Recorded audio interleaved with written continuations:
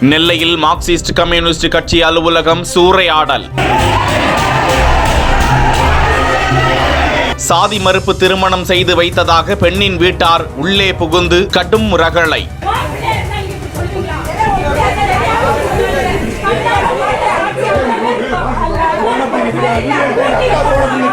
அலுவலகத்தில் உள்ள பொருட்களை அடித்து நொறுக்கி சூறையாடப்பட்டதால் அப்பகுதியில் பதற்றம்.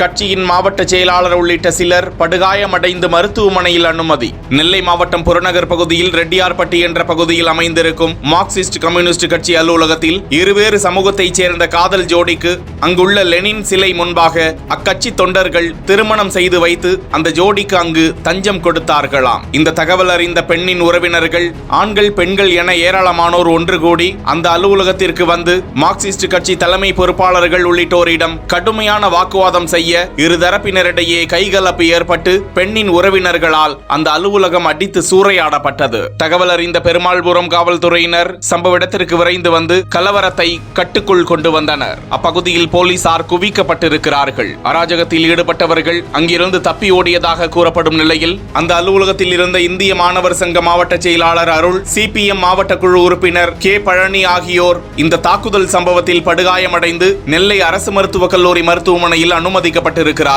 நெல்லை மாநகர காவல்துறை துணை ஆணையர் ஆதர்ஷ் பச்சேரா சம்பவ இடத்தில் நேரில் வந்து விசாரணை மேற்கொண்டு வருகிறார்.